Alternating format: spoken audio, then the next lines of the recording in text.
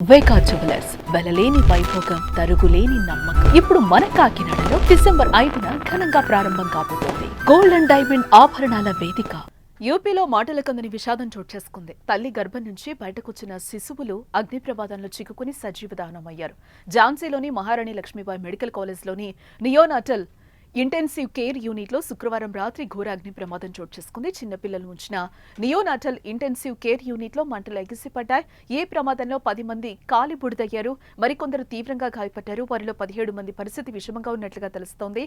మొత్తం 54 మంది పిల్లలను ఎన్ఐసియు వార్డులో చేర్చి వారి ఆరోగ్యాన్ని పర్యవేక్షిస్తున్నారు. ఇంతలోనే అకస్మాత్తుగా మంటలంటుకున్నాయి. మంటలను ఆర్పడానికి ప్రయత్నించే లోపే వార్డు మొత్తం క్షణాల్లో వ్యాపించాయి. మంటల వ్యాప్తితో ఒక్కసారిగా ప్రాంగణంలో పొగ వ్యాపించింది. దీంతో రోగులు, ఆసుపత్రి సిబ్బంది ఒక్కసారిగా భయభ్రాంతులకు లోనై ప్రాణాలను కాపాడుకునేందుకు బయటకు పరుగులు తీశారు. ఆసుపత్రిలో ఉన్న గర్భిణీలను వారి బంధువులు క్షేమంగా బయటకు తీసుకొచ్చారు. కానీ పిల్లలను మాత్రం రక్షించే సమయం లేకపోయింది. కళ్ల ముందే పిల్లలు కాలిపోతుంటే ఆ మాతృమూర్తుల ఆర్తనాదాలు మిన్నంటాయి. గుండెలు బాదుకుంటూనే వారిని కాపాడేందుకు కుటుంబ సభ్యులు తీవ్ర ప్రయత్నాలే చేశారు.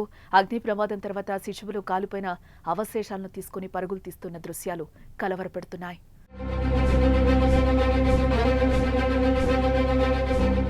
అగ్నిమాపక సిబ్బంది, పోలీసులు వెంటనే సహాయక చర్యలు చేపట్టి మిగిలిన వారిని బయటకు తీశారు. 37 మంది పిల్లలను రెస్క్యూ టీం కాపాడింది. సిలిండర్ పేరడంతో మంటలు చెలరేగినట్లుగా ప్రాథమిక సమాచారం ద్వారా తెలుస్తోంది. ప్రమాద ఘటనపై ముఖ్యమంత్రి యోగి ఘటనా స్థలికి చేరుకుని సహాయక చర్యలను వేగవంతం చేయాలని అధికారులను ఆదేశించారు. ఇక్కడ ప్రమాదంపై విచారణ జరిపి 12 గంటల్లోగా నివేదిక సమర్పించాలని ఝాన్సీ కమిషనర్ డీఐజీని సీఎం యోగి ఆదేశించారు.